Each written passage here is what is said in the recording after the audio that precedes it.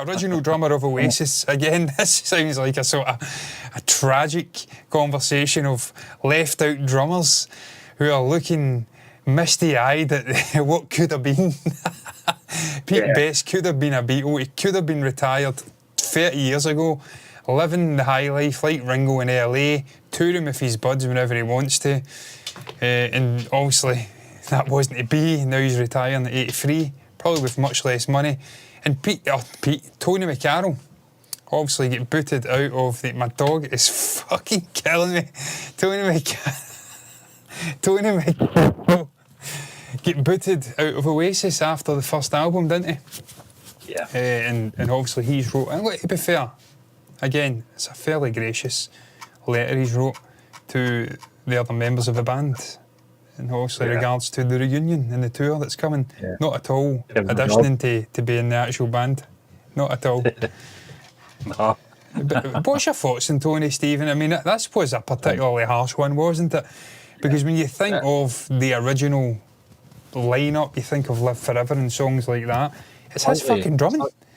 Slightly different to the Pete Best situation. This guy actually made it onto an album. And he was good. I know that people say technically he wasn't a gifted drummer, but in terms of the sound and the sound of Definitely Maybe, he was a big part of it. And you listen to songs like Supersonic, it has that iconic drum from Tony McCarroll. So I think obviously issues. Noel Gallagher, he's always had issues with drummers, and he fucking hates we know his thoughts on he'd replace them with machines. That's bullshit. But that's just all over. John, they obviously had to have a court settlement as well back in 1995 or whenever it may have been for the release of Tony McCarroll from relieving of his duties from Oasis. But he was a founding member of the band before Noel came in, which makes it even more bizarre. But it's a nice message, John.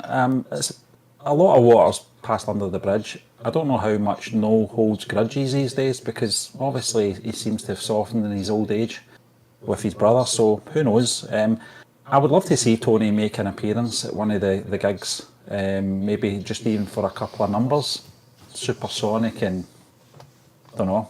Do you think that will happen? I don't think it will, John. No. I think Noel's, I think he's getting the band in just now to rehearse without Liam. I don't know if you've read this. No. The reason for that is because it's a new lineup, and he wants to make them as tight as possible. Whereas he's basically saying Liam will not come into the May.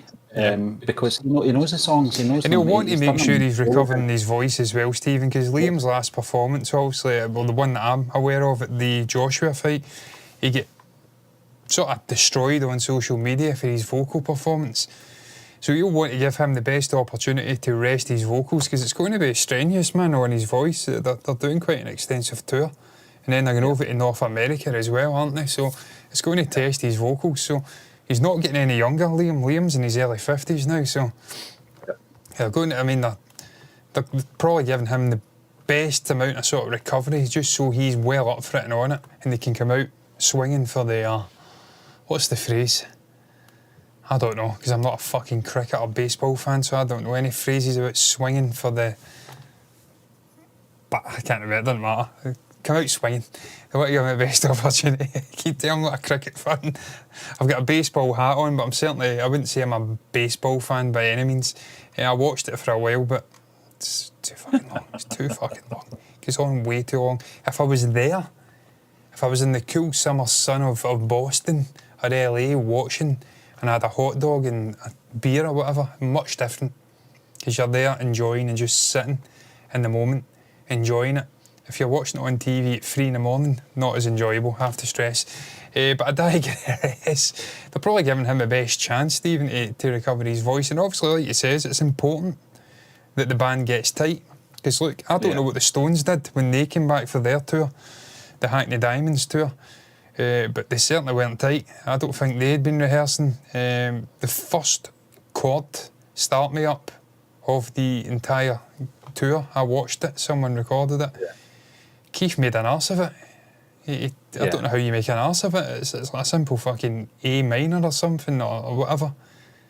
A on A lot open G. older though, aren't they? To be It's fair. like, you just put your bag and 2 fingers down. How can you make an arse of that? But he did.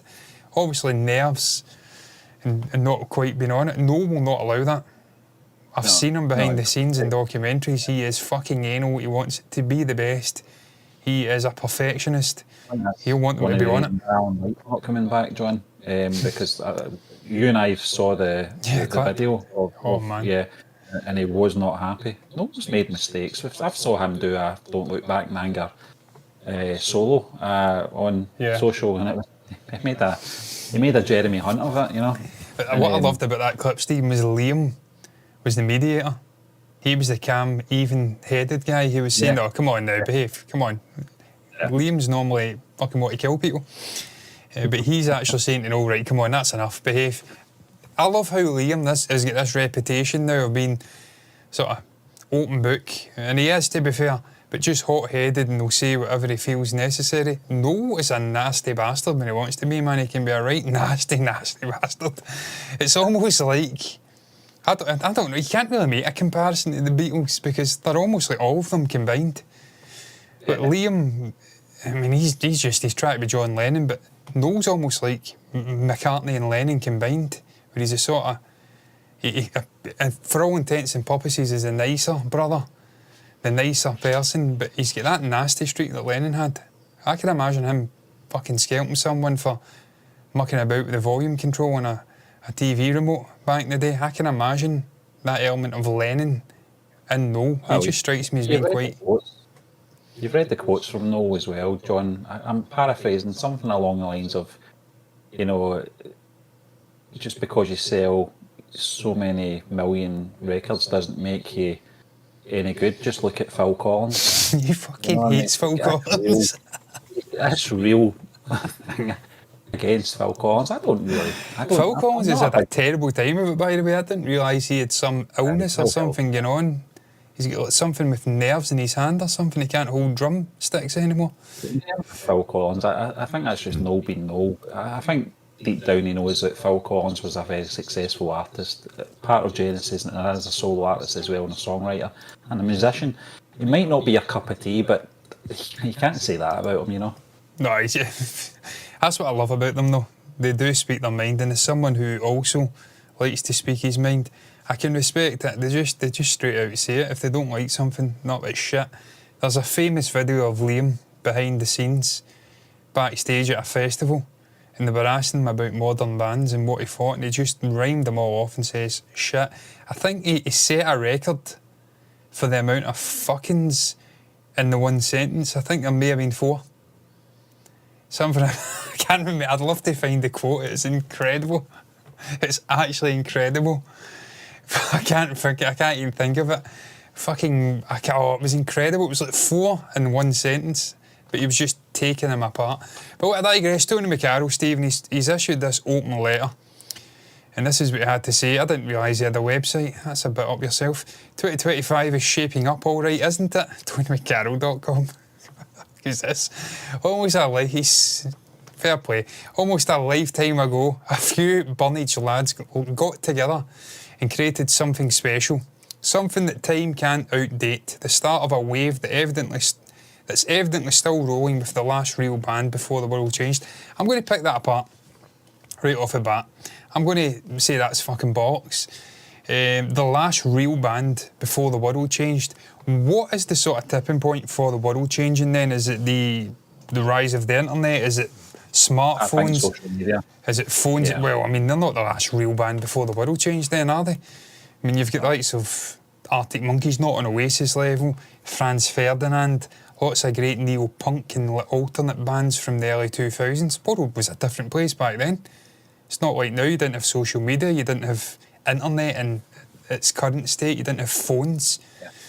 I think he's talking about the sort of the 90s at their height in '96, John. Yeah, probably Nebuff. Yeah. I would probably say that's what he's referring to. I don't think he's referring to the sort of second incarnation of Oasis.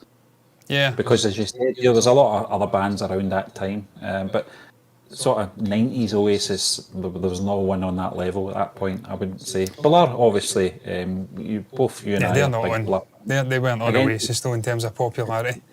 Well, it's apples and pears as well, John. I Yeah. don't like to compare them. I like both of them for different reasons, you know. To be fair, he's right, because you're thinking Buff, no one was doing that, and no one has really No. done that since, have they? Let's be honest. I mean, you've got festivals, but not a single act who's drawn like fucking 1 million people or whatever it was over 2 days to somewhere. I mean, that was extraordinary. So, I mean, he's right. I'm picking holes in it, but he's absolutely right. Oasis captured the time and minds of the people. We were the same as them, and they felt it. The connection, absolutely bang on. I've seen Noel talk about that. I think, what was the song he wrote, which kind of captured that energy? What was the name of the song? Do you know what I mean? Is that the one I'm thinking about? All my people, all my people now. right here, right now. You know what I mean?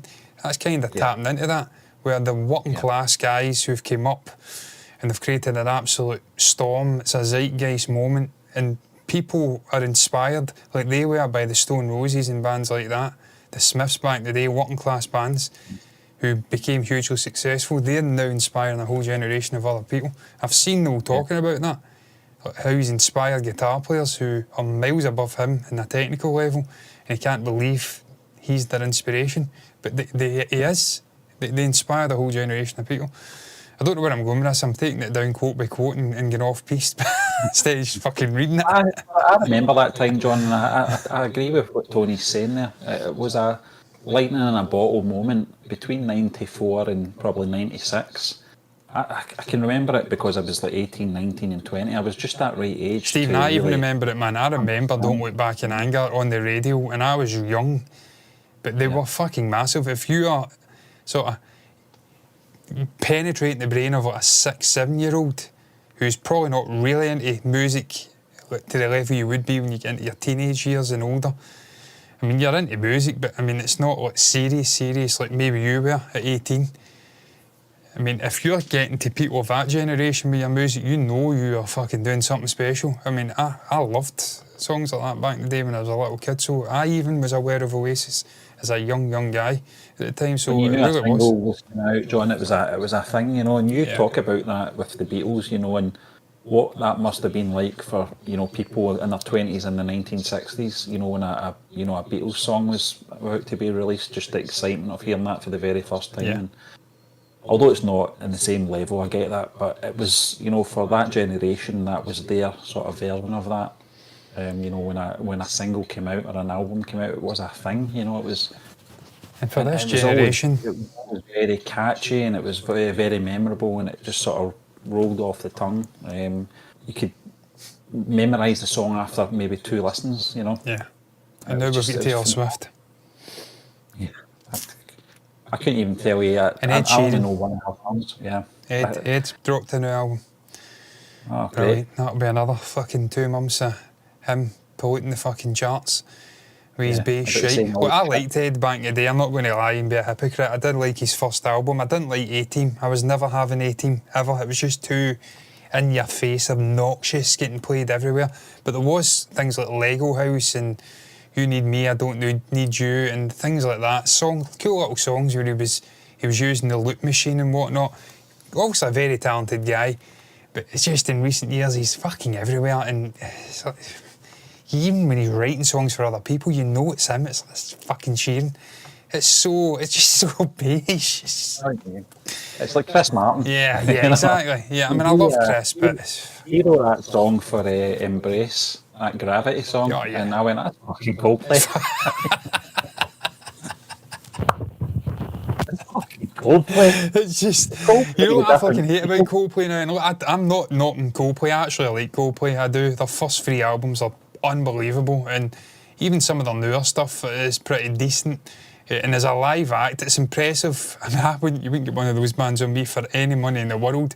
But when you watch it on the TV, like, I think Glastonbury last year, and it's just a sea of different colours, it is visually impressive. But I fucking hate... It's visually impressive from a perspective, John, but I wouldn't really have been amongst it. No. But it's total wanky. Oh, absolutely, Stephen. It's like the opposite. I mean, going to a Stone Roses gig is wanky, where you've got all these twats with bucket hats on and whatnot, try to be Ian Brown. It's like you're not going to be Ian Brown. There is only one Ian Brown. I'm the same size as Ian Brown pretty much. I can't wear clothes like Ian Brown because he's fucking Ian Brown and I ain't him. But they write songs now, and you just hear it on the radio. You hear the break for the crowd. It's like, it's fucking terrible. You can hear the point they've wrote for the crowd in the stadium to sing along. It's like, God almighty. It's a good moment. Yeah. My dog is lifting my leg up. I feel like I'm in the ocean, and there's nothing I can do about it. My leg's just... it's just trapped against the top of the fucking desk, and I can't get it out. But... yeah, I don't know where we went with that. Yeah, Sheeran and whatnot. No, they were definitely a band of the time. They captured the time and minds of people.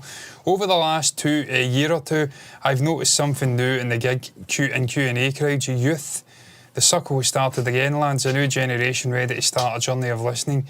Actually, I'm a bit jealous of that blank canvas they're about to start on. I'd like to put these words out there, lads. The world is excited to see this. It's all people are talking about. The time feels right. I can't wait to see how it all goes down. Liam, Noel, Bone, Jem. I better stop there as I'm not sure who else. Good luck with everything, and don't forget to stop and take it in. If a drummer fancies a stage partner for Supersonic at Heaton Park, give us a buzz. Steen, I actually think they will, to be fair. I think they will bring him out, because it'd be too good an opportunity not to have the original lineup there one last time. I feel like it will happen. I think Noel will get him on for 1 or 2 songs. It would almost be egregious not to. I don't know if they will, because a lot of people put a lot of pressure on Noel to appear with Liam at the Manchester benefit concerts. They fucking hated each other then, though, didn't they? And yeah, that's what I'm saying. He's in a different place now, so it really depends on where his head's at. And you know, if they can forgive Liam and Liam can forgive him, then anything's possible, I suppose. If anything, it's Tony McCarroll. It should be forgiven. No, it's not the other way around. No, fucking kicked him out. I understand you've got to be brutal if you want to be the best version you can be. But I mean, again, unless I'm tripping, definitely Maybe was the first album, and Live Forever was on it. And when I think of Live Forever, I think I know Liam's vocals, and I think the drums. So I don't know what to say. It's not like he was a horrific drummer. It was bringing the band down. Maybe live he was, I don't know. I can't speak for that. I wasn't there. But in terms of the album, drumming's fucking fine. And speaking of I think it's a consistency that Tony McCarroll's got. He's got a, you know, if it's a repetition, he's very good at it.